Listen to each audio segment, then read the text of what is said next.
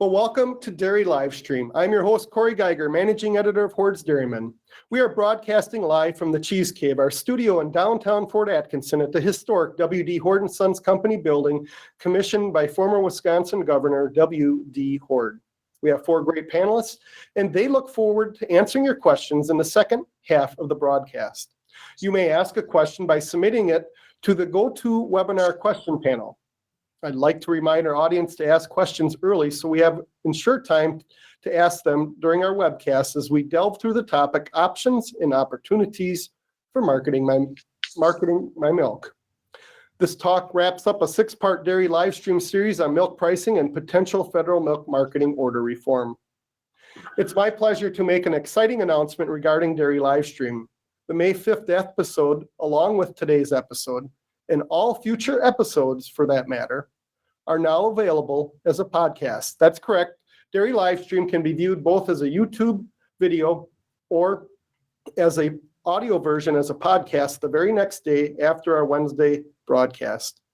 We added the podcast option so that busy dairy farmers can listen to Dairy Livestream via Bluetooth or on your phone in your trucks or tractors. You will easily find the YouTube or podcast version under webcasts. It's a drop-down button on our homepage at www.hoards.com. With 4 guests waiting in the wings, let's go straight to our first poll question as we discuss options and opportunities for marketing my milk. What percent of the U.S. milk supply is handled by the top 50 U.S. dairy co-ops? Select one of the answers: 61%, 71%, 81%, or 91%. So we'll give the audience a little time to go ahead and answer that question. And this is actually tracked by our top 50 co-op list that we do each year in our October issue. And the correct answer is 81%. Jeff Lyon, our first guest, joined the Farm First Dairy Cooperative in 2018 as general manager. The co-op has over 3,000 members across 7 states. The Farm First Dairy Cooperative is the nation's 7th largest dairy co-op based on that Hoards Dairyman Top 50 co-op list. Before joining Farm First, Jeff served as Deputy Ag Secretary at the Wisconsin Department of Agriculture, Trade, and Consumer Protection, where he also became Intern Secretary for a 4-month period. Prior to that role, Jeff spent 22 years at the Wisconsin Farm Bureau working in the area of state and federal lobbying and member services. Before that, Jeff served as an agricultural aide to U.S. Representative Steve Gunnarsson, a Republican from Wisconsin, and was also the Assistant Director for the National Commission on Dairy Policy. Jeff, tell us more about Farm First, in particular its milk marketing division, so that guests can better gain an appreciation for all it takes in balancing member milk supplies when interacting with processors. Okay. Welcome, Jeff. Thank you, Corey. I appreciate the opportunity to be on Dairy Livestream. When I get the announcements, I've sat in as a participant to listen in and learn. And again, I appreciate the opportunity to be on. Just a little bit about Farm First Dairy Cooperative, then I'll get into our milk marketing that we do. Farm First came about as the merger in 2013 of 2 milk test verification cooperatives and another longstanding milk marketing cooperative that also did milk test verification. Those of you that don't know, on the milk test verification, the cooperatives came about with the federal orders. So when you got into classified pricing and orderly marketing, those kinds of things, that when the orders were being put in place, required handlers to pay minimum prices. USDA had a charge, a deduction, or charge for those services, and handlers could pay that directly to USDA, and or they could handled by a cooperative. So cooperatives like ours sprung up, and like I said, we're a merger of 3 cooperatives, Wisconsin-based ones, and as you said, we have members in 7 states. Part of the legal requirement as being a test verification cooperative is that my staff does test verification, gets for our members, sees what the components are for their milk, make sure that everything is in line so that they're paid properly for the components, everything in their milk, obviously, and also the volume. Another part of it, just had our staff meeting this morning and talking about my staff doing a lot of tank calibrations in cooperation with the plants that we work with. that, make sure that the correct amount of milk, so both the farmer and the plant are being treated fairly with tank calibration. So we do a lot of those kinds of things as well. Another thing that came out of those was the representation. Obviously, it's not part of any of the other things, but when these farmers got together, and our members, a lot of our members are shipped to proprietary plants, but they didn't have representation in federal order or federal issues, legislative issues, regulatory issues, and so we got very involved with that. One of the other parts of our cooperative that came with one of our predecessor cooperatives is we run a milk testing laboratory in Kaukauna, Wisconsin, Fox Valley Quality Control. So we're in the milk testing business. And then now I guess I'll move into our milk marketing. Like I said, our predecessor, two family dairies, started in the early 1970s as a milk marketing cooperative. We do not process. We do not have a processing plant. We're marketing to other processors. We do have an intake reload facility in Kewaskum, Wisconsin, which is down in southeast Wisconsin, that we use for balancing milk. So most of our milk will go directly to our customers, to our buyers, but we do have some milk that goes there. So we use it basically for balancing. Obviously, we can keep the milk at the proper temperature for doing reloads, and then when we have partial loads, we can get them back up to full loads, that kind of thing, to improve efficiencies. We have within our milk marketing division about 160 patrons in Northeast and East Central Wisconsin and the Upper Peninsula of Michigan. We have about anywhere from 10 to 12 handlers that we have supply agreements with. We also sell spot loads. For some of those processors that we work with, we're the exclusive provider of milk for them. We're the only ones that provide them milk. We have others that would get milk, from other people, that do supply milk. And then also we work with plants that have patrons, but they use us to supply additional milk that they need, for whatever their needs. So, and then we sell milk. Our buyers are in all four classes of milk. So we're selling, obviously in Wisconsin, we sell to cheese plants, but we supply milk to a fluid bottler, and then we supply milk to class 2 and class 4 as well. So we're involved in all of areas of there. Like everyone else, or primarily everyone else, and work with a group of independent haulers. So we have various haulers that work with us, and working in shipping milk. Just to get it into a little bit into my director of milk marketing, Mick Holm, for Family Dairies, just a little bit his responsibilities. One, I think really needs to know is that we provide a valuable service to our customers, our buyers, in the fact that we're the person that they go to when they need milk. Like I said, if they don't have patrons, those kinds of things, they're relying on milk. We have a relationship with them, a partnership with them. We supply them, the milk they need. If they're needing additional milk, they're not out chasing around it. They give my director of milk marketing a call, and we try to find that milk for them and to take care of them. So we've built a real good partnership relationship with them. That take milk. Obviously, we get milk when they need it, and then sometimes when milk is long, when there's a big supply of it, they'll take some milk too. You said we kind of work together and do very well there. Obviously, we're in communication with the procurement people daily, weekly.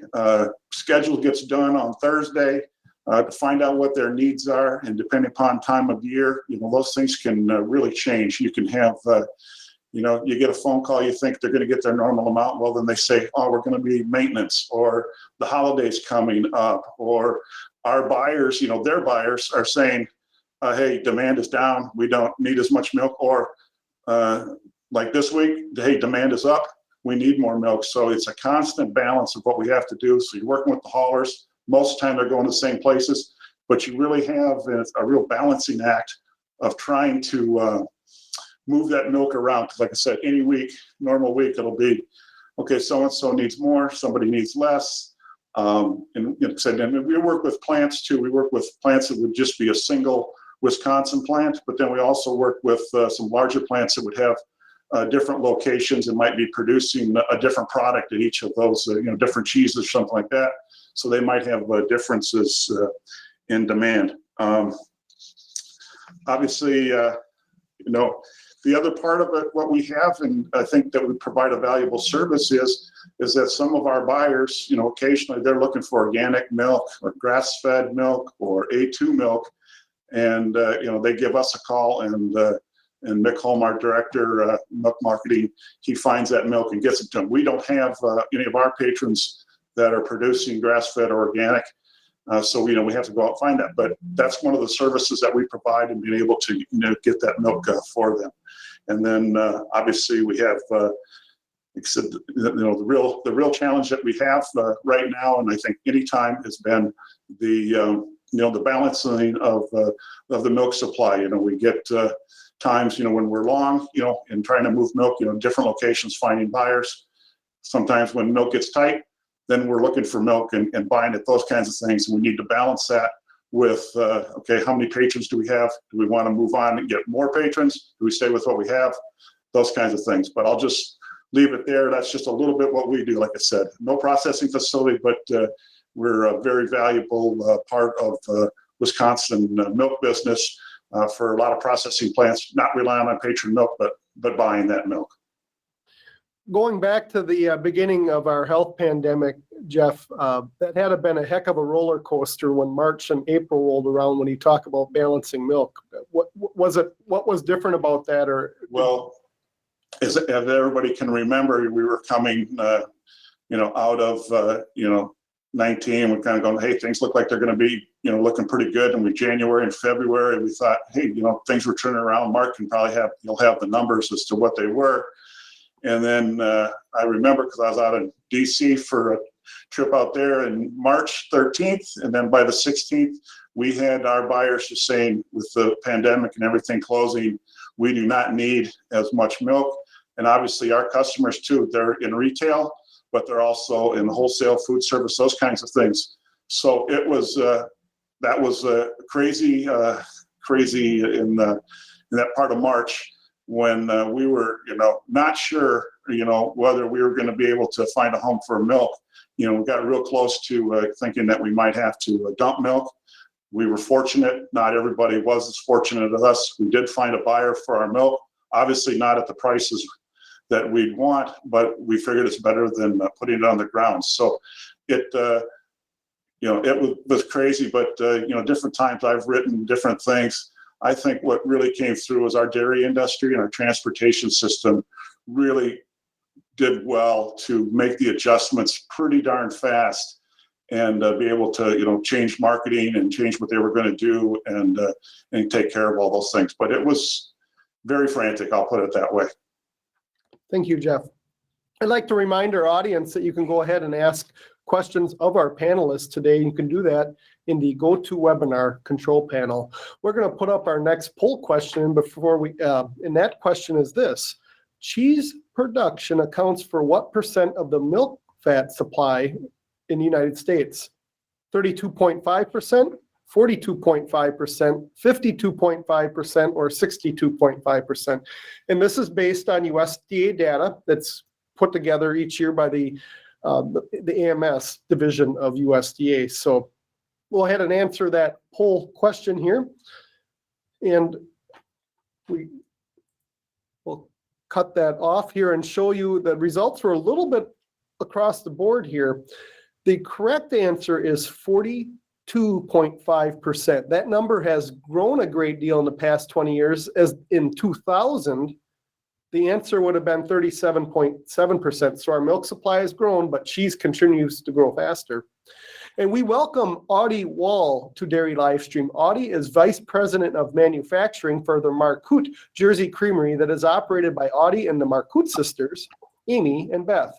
While the Marcoot family has been in the dairy business for 7 generations, tracing back to when their family immigrated from Switzerland to America in 1842, the Marcoot's Creamery is relatively new enterprise for the family, and it's been in operation for 11 years now.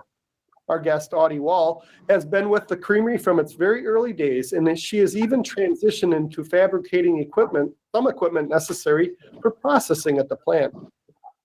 Audie, early on, the Marcoot family produced both beverage milk and cheese, and then you quickly turned your attention to cheese. Tell us more about that journey and what the future looks like for Marcoot Jersey Creamery. Welcome, Audie. Hi, thank you for the opportunity, Corey. And there's been a lot of things that we've had to develop at the Creamery just to basically survive and to support our milk production, and also to have a diversity to sell to our local area market. And we typically sold very locally when we first opened our creamery in the Illinois region, and then also in the St. Louis area. The St. Louis market has been a big part of our region that we've developed our brand and have sold a majority of our cheese to. But in the last 4 to 5 years has definitely been a change for our company, where we've been selling more regionally, and we've been actually selling to the whole state of Missouri, Indiana, Wisconsin, Ohio, Minnesota, even Kentucky, and we've tried to outreach a broader area as we've actually grown our the amount of cheese that we've been producing. So we started out just making cheeses. We make about 20 different styles of cheeses. We have fresh cheeses such as fresh mozzarella and cheese curds and quark. And then we also have farmstead cheeses that we categorize into cheddars, Goudas, Audie, that sort of a thing. And then we also have aged cheeses that we age out even longer, like Tome and Alpine style cheeses as well. And so we have a kind of a broad range of what the shelf life of the cheese is. So we can sell the fresh cheeses quickly the same day that we make them to help with our cash flow. And then we have the other cheeses that can age and can sit on the shelf for a while. So we can have that cash available later, either in the month or in many months or years down the road as well. So we kind of spread out how we cash flow our business with the types of cheeses and how much milk we put in each kind of cheese as well. And of course, people love the fresh cheeses right away because they taste the best when they're very fresh. And we give that to our customers because typically we can get the product to them within a day to 2 days after we make the fresh cheeses. And so that's one of the most popular items, especially in the St. Louis and Missouri region, because they can receive the product so quickly. They get the benefit of it being very fresh coming from our farm and from our creamery. So you can literally have, milk in the cow the same day that we produce produce the cheese, and then we send it out within 1 to 2 days after we make it. We made cheese curds today that we're actually shipping out today as well. So we're small and versatile that we can provide that fresh product to our consumers and to our distributors as well. Another product that we make is called Extreme Ice. And what it is it's a kind of a fruit sorbet. It's almost got an Italian ice feel to it. And we take our sweet cream whey from our cheese and we add crushed fruit to it as well. And then it's frozen. And it's a very high protein snack. We actually increase the whey protein content. So you get 20 grams of protein in a 5-ounce cup. We've been making that for a couple of years now, and we've developed it with professional athletes in mind. We actually started developing it when we worked with the St. Louis Cardinals, and they wanted a high protein snack for a recovery product for their baseball players. And it's been pretty successful. Last year, we were supposed to be hitting the sales hard with all the sports teams, and then COVID hit. And so we didn't quite get the jump that we wanted to on that product, but we're working on it this year. and trying to get it out to as many sports teams as possible. But that's just another way that we're trying to make money off of the same milk that we're using for the cheese. So we're trying to add value to our product by taking that sweet cream whey that would either be fed to our cows or dumped down the drain right now because we don't have anybody to sell our excess whey to. But so we're making a nice snack, dessert, sorbet type style treat that is relatively healthy and no added sugars or anything like that, but it has a high protein content in it. And then we're also making a new cheese that's dehydrated, and we're selling it as a dog treat. And we've been developing that the past year and learning how to dehydrate cheese and making it shelf stable so we can ship it basically nationally across the U.S. as well. So we've been trying to keep innovative and keep hitting some key markets that other companies are not hitting right now, but then also just trying to do things because we can be versatile because we are smaller, and we can do special types of cheeses for people as well. So we also do specialty cheeses for breweries or other businesses that would like special cheeses made that they can put their own label on as well. We've done Tipsy Cheddars with Schlafly from the St. Louis area, and then we also have done some in other regions. We've done one with Kona Brewery in Hawaii, items like that as well. So we can partner with other businesses and get marketing from kind of both sides with the alcohol or beer side, but also within the dairy aisle or in the deli aisle as well. So Audie, we kind of have a vast array of things we do. Audie, one of the things you used early at words that you said a number of times was cash flow. And obviously when you're starting up a business, there's a boundless ideas, but then you have to decide which ones are winners you're going to pursue. But now you're a decade into it, and you shared with me that recently you hired a salesperson and engaged a marketing firm, and you're even considering buying milk from neighboring farms. Talk about that growth. And remember, you were walking a decade ago, and now you're starting to get a good jog going, if I may put those words to the table. Yes, it takes time with any new business, but especially for a business in the dairy industry. It's a very competitive industry, and because we are smaller, we have higher overhead and operating costs compared to a large manufacturing plant, or even a dairy farm for that matter. So our overhead costs for our just our farm and our manufacturing are a little bit higher than what you would get at a large manufacturing plant or dairy. So we have to come up with creative ways to be able to come up with those funds and to keep our products at a reasonable price. So we can hit a majority of the market that can actually purchase them, but also keep our facility going. Whenever you're starting up a small facility like ours, we typically milk anywhere from about 70 cows to 120 cows throughout the year right now, just depending on the time of year.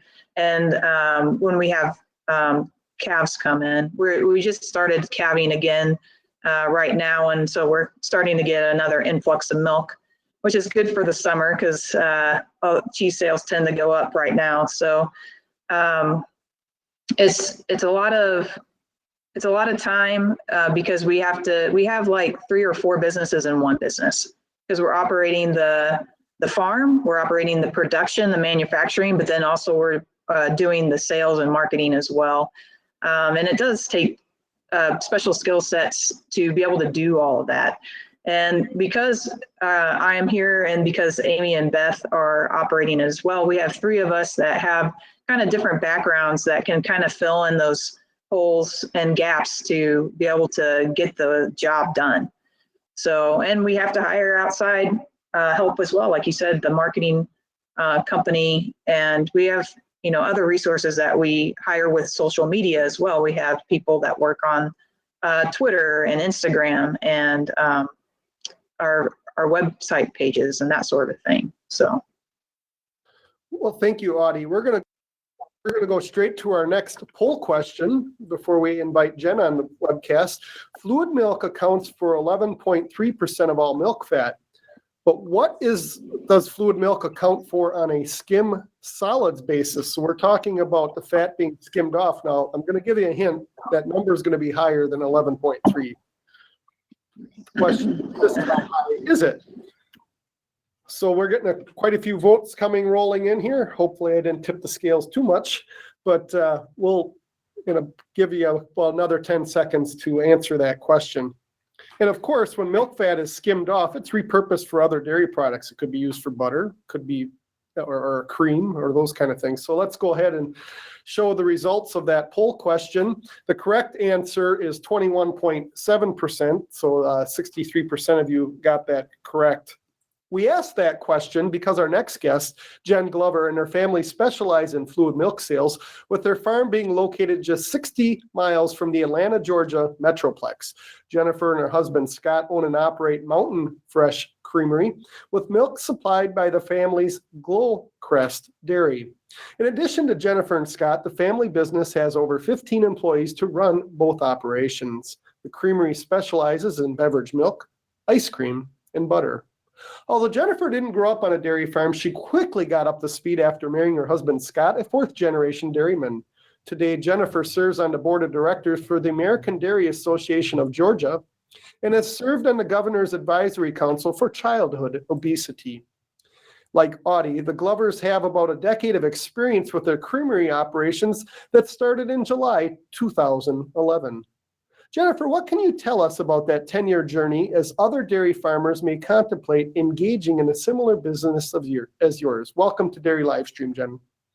Hey, Corey. Thank you for having me today online for the live stream, and thanks for having someone from the southern states that dairy farms here in the South to be vocalizing what we do down here as well. I want to say quickly that if we could have the quick poll questions as a Jeopardy category one night, my family would finally win. So that would be great. But my husband and I started Mountain Fresh Creamery almost now 11 years ago.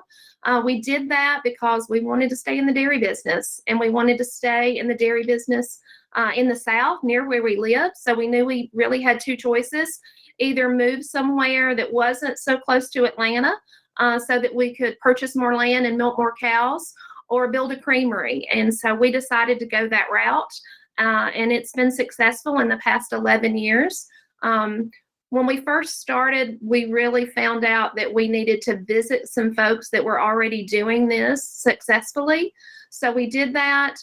We visited a lot of people that were very honest and transparent with us about the hurdles that you have to go through. Because really, truly, it's just like having two dairies. You have your dairy farm where you're milking. We also offer tours there. So we have people on our farm several times during the week. So we have to have everything in tip-top shape there. And then we have the creamery aspect, which runs as two separate businesses. So we have small business with the dairy and small business with the creamery, where we really struggle with things like having the correct help and the people in the correct positions. But right now we're making it work. But every day is a new day, and it seems like every day is a new problem. But at the creamery, we do non-homogenization and low-temp pasteurization. We do whole milk, chocolate milk, low-fat milk, buttermilk. But really, truly, what pays the bills is our ice cream. We do about 10 to 15 flavors a week. And at our retail store, we have a silo where we dip ice cream and make milkshakes with our milk and ice cream. And then we have a wholesale business side of the creamery where we wholesale our products to about 100 retail places in the Atlanta area and north. So it's a different business from the dairy, but right now it's helping us pay the bills and have the ultimate dream of continuing to stay in the dairy business. Thank you, Jen. One of the things that I know you and Scott shared with me in the past is that your farm's breeding philosophy has changed a bit, and now you're using only A2 bulls that carry for milk protein. What have your customers been sharing with you regarding A2 milk? So here where we are in Georgia, we have a small percentage of the population that is beginning to be interested in that. We have a lot of folks that come in. Our cows are on grass, but we also have a freestall barn. So we feel like we have a good ratio of that. You know, the summers are really hot here in Georgia. So we have folks that, want to see cows on the pasture all the time. And we do that whenever the weather is optimal. But we also have our freestall barn that has water beds and fans and misters that we have to have because of the heat. So we have to have a good mix of that, because our customers that come on our farm tours, or when they come to the creamery, that's one of the first questions that they want to know. So we talk a lot about why we're moving to A2. We talk a lot about our cows are outside on pastures, but not 100%, and why it's that way. We talk a lot about why we are not non-GMO because of the availability of feed for that in our area. We talk about the health benefits that are associated with non-homogenization and low-temp pasteurization. But mainly we focus with them on how we treat our cows and the quality of life that they have and how fresh and local that our product is. Thank you, Jen. I really appreciate that additional perspective. So we're going to go to our final poll question here, and we're going to talk a little butter here. Butter production accounts for what percent of milk fat in the U.S. milk supply? You can select one of the following: 8.6, 18.6, 28.6, or 38.6. So go ahead and answer that question before we invite our regular contributor, Dr. Mark Stephenson, back to Dairy Livestream. So the poll question is rolling pretty good here. We'll go ahead and put that answer on the board. And our audience got the correct answer. It's 18.6. And I think we all know that butter has been on a rebound, and that proportion was only 16.3% in 2000. And I think one of the things we got to remember about the milk supply, so butter and cheese have been growing. The milk supply in the last 20 years in the US has grown 33%. That's 55.5 billion pounds of milk. So these categories are growing even with a whole lot more milk out there. Mark, specific to you, Jeff, Audie, and Jen each have unique businesses. We got a co-op, we got a cheese enterprise, we got a fluid milk enterprise. However, their stories have similar narratives as we discuss options and opportunities for marketing my milk. Mark, what's your take? Well, I think we've got some really interesting contrasts here in along a marketing chain or perspective, from the farm that has a bargaining co-op like Jeff represents all the way up to the value added and getting very close to the consumer. Probably one segment that's really missing would be a processing co-op as well, as another portion along that marketing chain. I'll tell both Audie and Jen, I do get questions from producers all the time about value added. And my first instinct is to just throw buckets of cold water all over them. And if there's still steam coming off afterward, then let's talk, because it is not an easy task to do value added. One of the first things you have to ask is, presumably you're a good dairy producer. You're good at making milk and do a good job of that. I think that's an imperative for starting to have this kind of discussion. But then, the next thing you really want to ask is, what is the skill set that makes you a good dairyman that would also make you a good creamery operator? And many of those skills are not transferable. For one thing, you'll find that when you get down to marketing your product, having to get out there, maybe going to the farmer's market as a start or part of it, or going to retail stores to set up there occasionally and, talk about the farm experience, means that you've got to be quite an extrovert and talk about that farm story. That's not always the case for many of our producers and growers, and it's a big part of what it takes to be successful. I actually remembered yesterday when we were talking a little bit about a piece that I had read by an ag economist who is maybe almost 2 generations before me.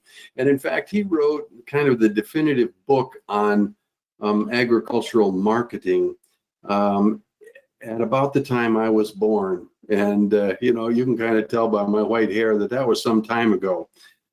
He had another piece that he had written a little bit after that. There was just a short 1-pager. And so I wanted to read just a couple of sentences or paragraphs out of that I thought were very germane to this. It says, contrary to popular opinion among farmers, markets are not a right. No one individual, no one industry owns a franchise on the market. You have to work and scheme and sweat to produce the raw products of agriculture, but that doesn't give you the right to a market. To get that right, you also have to work and scheme and sweat to create markets, to take markets away from someone else, and to keep someone else from taking your market. Marketing and selling are not synonymous. To sell means to get rid of, to transfer ownership, and anybody can do that. On the other hand, to market means to create value, to perform service for which someone is willing to pay, to perform service on which a profit can be made. And finally, he wraps up and says, we also need to recognize that much of the value of any product lies not in the product itself, but rather in the invisible bundle of services wrapped around it. For those who perform such services are the creators of an economic good every bit as much as those who produce the physical product. And I think that's really germane in our talk here. I mean, a lot of what Jeff does is provide a great deal of service to the milk by recognizing that time and place are services. So we have to get milk to the plants that want them and need them at the time they do need them. And that has the bundle of characteristics, whether he's scrounging around for A2 milk or organic for somebody, that's a service that he's adding to those products. Or if we've got surplus, to find a home for it. Same kind of thing for both Audie and Jen. The products that they're making, they're having to deal with balancing their own milk supplies. I think that Audie told us yesterday that they are processing all of their milk, but in order to do that, they have to think about what cheeses do I make during what times of the year. And as some of their cows are calving now, I'm imagining that some of their longer hold cheeses are going to be made to kind of take that surge of milk forward in time. But they also have to think about culling cows when they're having more milk than they want or need. Jen, on the other hand, is doing some marketing with their balancing needs through Cooperative down there. So marketing is not an easy thing, but it's absolutely essential. And when producers look at this difference between what am I receiving for my milk price and what do I see cheese is costing me in the store, or a gallon of milk or something else, and who's getting rich off of that, we have to remember that there's a whole bundle of services that's taking place from the farm all the way to that consumer. And people that are adding that value have to be paid for it as well. So that's kind of what I thought I'd toss in here for the discussion and maybe go to some questions. Well, Mark, that gentleman who wrote that paper, I believe, has a building named after him at Cornell. Am I not mistaken? Well, not quite. I thought that it was that person too, but this is Max Brunk. He was a well-known marketer. He was a faculty member there at Cornell for a long, long time, but predated me by quite a few years. It's amazing that those comments are almost timeless, really, quite frankly. I want to remind our audience here that you can go ahead and ask questions of any of our guests by typing them into the GoToWebinar control panel, and we will get those asked to our guests here. We're going to start out with a question that came in, and it's going to Jeff here. And the question reads like this: as co-op members continue to grow, and we're talking dairy farmers, as co-op members continue to grow in size and establish a greater degree of independence, how can co-ops remain an attractive option? In other words, how can dairy co-ops remain relevant as milk marketers? And the demographics of our country have changed a great deal on dairy farms. We're almost pushing close to a 300 cow herd size. So the world has changed a lot since the 26 years ago that I joined the Hoards Dairyman staff. What's your take, Jeff? Well, part of it is I think, just your thoughts and your beliefs in cooperative business, regardless of the changes in the sizes of operation. And our members, our patrons at family dairies, they're all different sized operations. Our members that we do test verification services are all, different sized operations. And while, you might have some people might consider large farms, other small farms. I never know what that definition is anymore because it's something different for everybody. But it's the cooperative philosophy of doing business too. And I come from a strong background of cooperative business, so it's in belief in it. So it's part of farmers working together. Like I said, in supplying, in our case, supplying different people, different processors milk.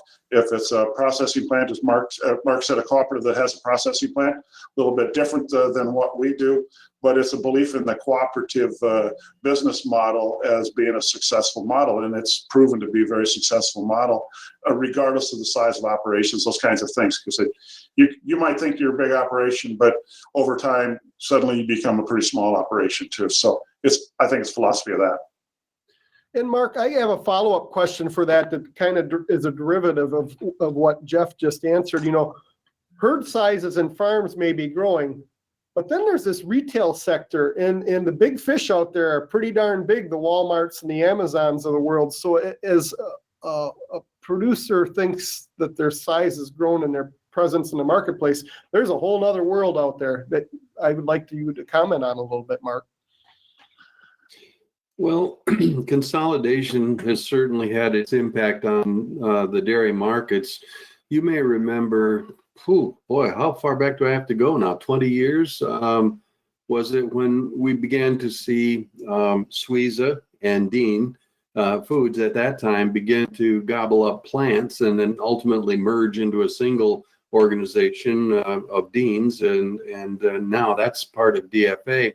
But they were motivated to do that very much because they saw the consolidation occurring in the retail segment. And some of the retailers, that represented stores from coast to coast wanted to have a single supplier or relatively few suppliers across their entire geography. So they felt the need to become bigger bottlers and processors. And of course, then you had co-ops looking at that going, if we're going to be supplying milk to these processors, we need to have milk supplies across the country as well. And so we saw a lot of consolidation there. And finally, that just coincided with a time period when farms were feeling as though if I'm good enough to be able to manage people more than cows, then perhaps I should be exploring some scale economies as well. And, much of that began to mushroom. So it trickles all the way through the system. The next question here, we're going to send to Audie and to Jen. They touched on it a little bit here, but one of the things we're talked about balancing, we've talked about scaling, but we'll start with Audie and then we'll go to Jen. How far in advance do you receive orders and schedule to make those products? And how does this affect how you balance your milk supply? Some of this is obviously projections too, because you do have a decade of experience as well. Audie, why don't you tackle that one first?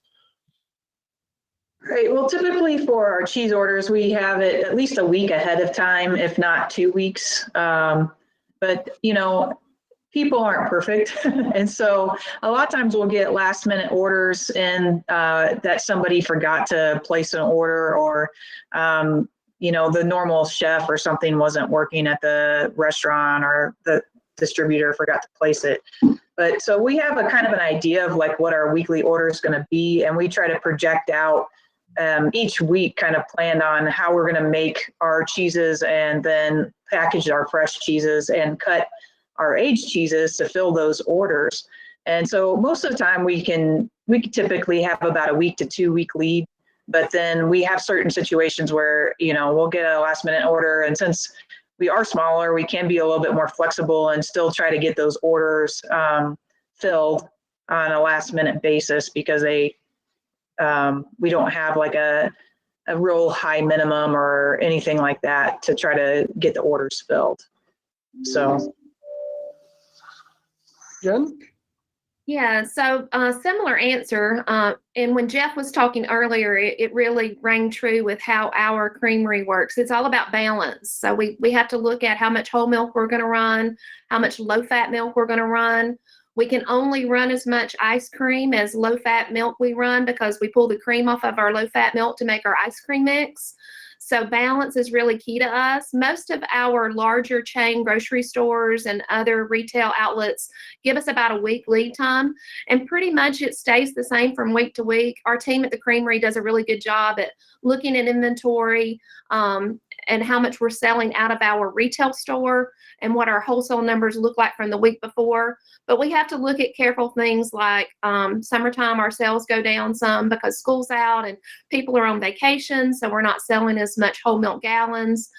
So it's really a lot about supply and demand. But as a small business, we really have to keep a careful eye on that, because any milk that we pick up or any milk that we don't sell, we donate to a local food bank and to some local agencies in our area.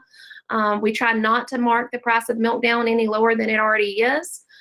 So it's really a careful thing that we have to keep a close eye on as a small business. But generally, I would say about a week in advance for our whole milk. Our ice cream has a longer shelf life on it, but really, truly, it's hard to even keep that in supply and to keep up with that right now.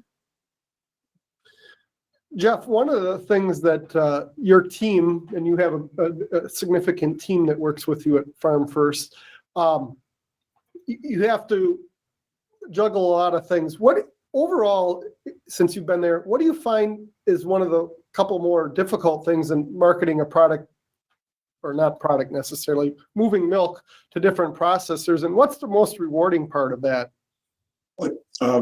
I think we're kind of falling all over each other here with the answers, as Jen said too. And it's the hardest and the challenge on the milk marketing side of things is obviously, as I mentioned in my early comments, is balancing things, because, Audie and Jen talked about the week to 2 weeks. Well, we get those same kinds of things with us too, where, it, like the weather will change considerably, because if we're, supplying and it's somebody who's, ice cream, those kinds of things, weather gets nice in Wisconsin, then, more consumption there. So they're asking for more milk, and then you hit a different time of year, holidays up, with the cheese, all those different kinds of things. We work with another company, does different kinds of cheeses, and they'll say, because they'll have new buyers coming in, or, they'll tell us, hey, we got a new buyer coming in, we think it's going to work. And then all of a sudden, in 2 weeks, we're going, hey, that fell through. So then you're sitting here trying to figure out what, where you're going to move the milk. And like I said, when you're dealing with all four classes of milk, different times you can have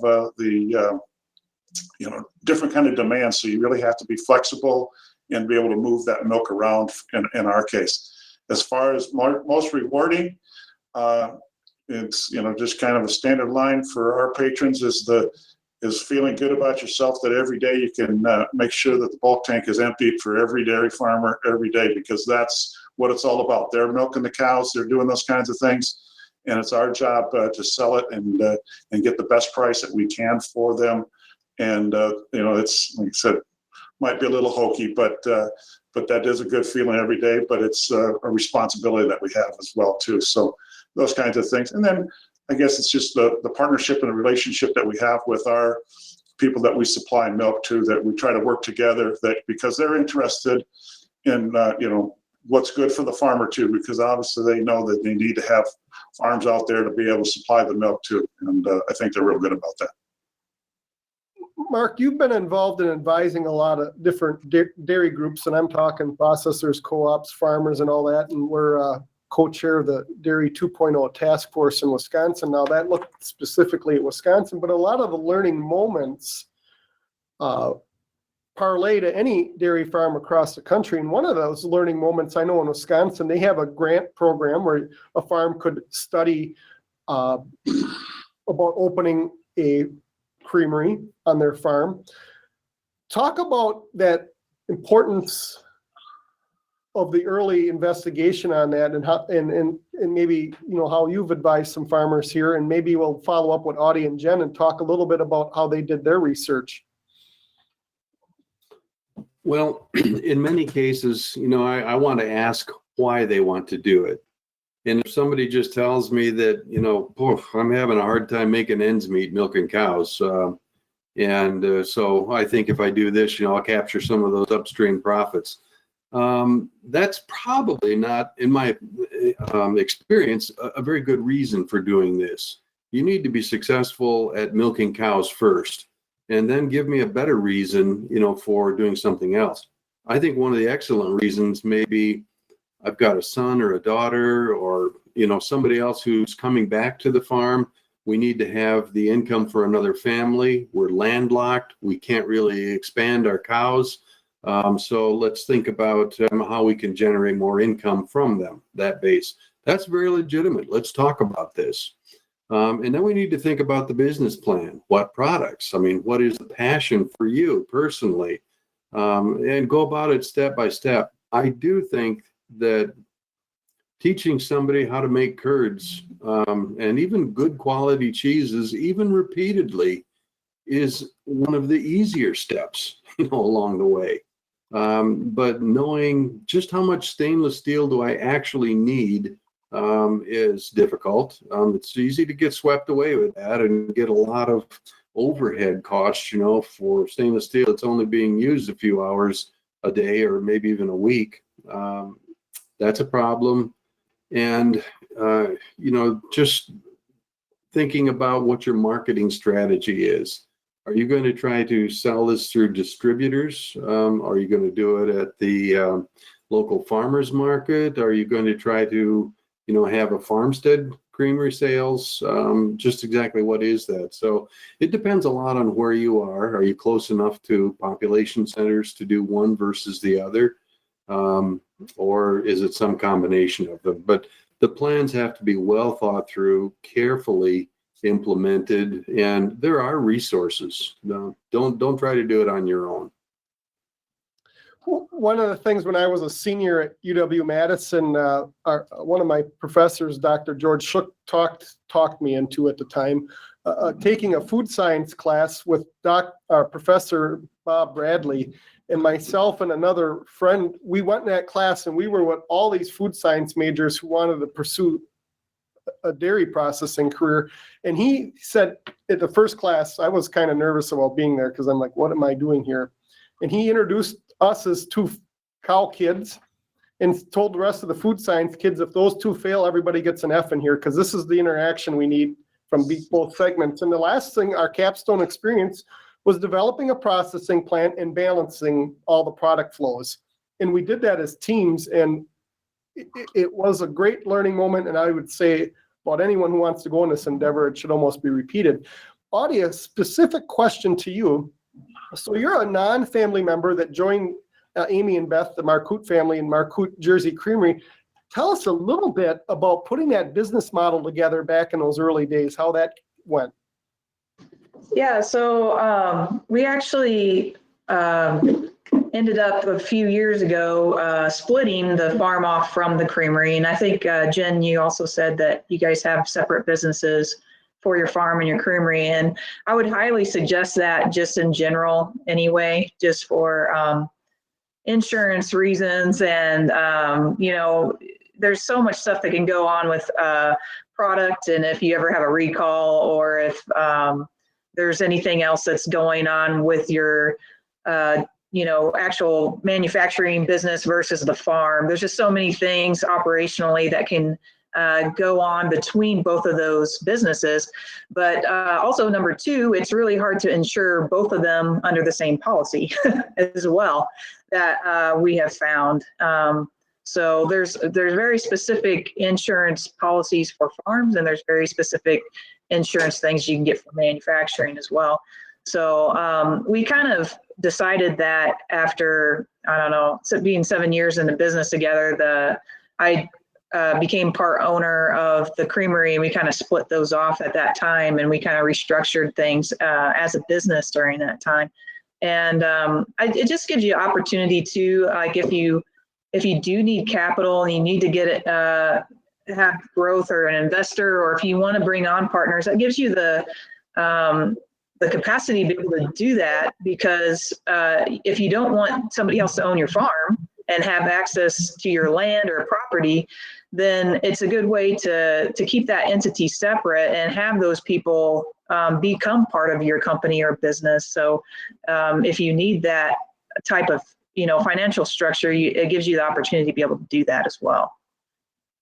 Jen, you and your husband shared a 3-word answer with me, and it was location, location, location, and it involves your establishment of a creamery and a retail outlet. So you did that at a different location than your farm. Talk about that. You're on mute. Sorry about that. Our location of our creamery is on a well-traveled road that actually is at the foothills of the Appalachian Mountains. And so it's on a very traveled road for people that are commuting back and forth to a city for work, but also people that are commuting on a vacation journey. And so we chose that location. We have about 10 acres on the side of this pretty major highway. We keep some of our heifers there, so when people come to shop and to get ice cream, they actually feel like that they're on the farm. Our physical building looks like a barn with a silo on the side, so it adds to that motif. But our barn and our dairy farm is about 2 miles away, and it's set up nicely so that when we do our farm tours, people can come to the farm, they can see the process from the start to the finish. And then we travel from the farm. We have it set up with viewing windows so that they can see during milking time. We do a tour there, and then we travel to the creamery so that they can see the milk being bottled, and they can also sample and then get ice cream. And we sell other products other than just milk and ice cream as well. But it's set up, like Audie said, it's set up that really works well for us, running it as 2 different businesses. When Mark was talking about people deciding to start the first step in this journey, I always say, have somebody look around your farm, because these folks that are going to be your consumers and your customers are going to want to come to your farm, and they're going to want to see your cows, and they're going to want to see how you care for them and how they're housed. So have an outsider come to your farm and look around. And if there's anything there that you wouldn't want to see on Fox News, you want to fix that before you decide that you want to start a creamery, especially if you're going to have them have the visibility of being at both locations. And same thing at the creamery. You got to have somebody there that loves people. So if you're a dairy farmer, and most dairy farmers that I know don't necessarily love people, you're going to need to make sure that you have somebody in your circle that loves somebody more than cows, because they're going to want to ask you a lot of questions, and they're going to want to be in your space. And so if that person is not you, find you somebody that can be that person. Absolutely. Very, very well said. A lot of us at agriculture on farms are genuinely introverts, and you do need that extrovert that just keeps getting energy from people all day long and make maybe the most simplistic questions. That's going to wrap up this dairy live stream, options and opportunities for marketing my milk. Our next dairy live stream will be Wednesday, June 2nd, 2011 at 11 o'clock Central Daylight Time. And we're going to focus on a brewing situation. Could AI, as an artificial insemination, become illegal? Could cows become pets? Those are some pretty provocative titles for even Hoards Dairyman to put out there. But this conversation will be based on a ballot initiative that's emanating out from Colorado and Oregon. And we're going to tell you in that episode why everyone in all 50 states should be concerned, and how we can help maybe quell the situation before it becomes part of the state law in those 2 states. That show again will air June 2nd, 2021. And again, this episode and that episode will all be archived at www.hoards.com. It will be archived as a YouTube and a podcast the very next day. So Thursday, you can come see that. We look forward to seeing you then. On behalf of Jeff Lyon, Audie Wall, Jennifer Glover, and Mark Stephenson, I'm Corey Geiger, your host. Thank you for joining us today, and we wish you all a good day. Have a good day, everyone.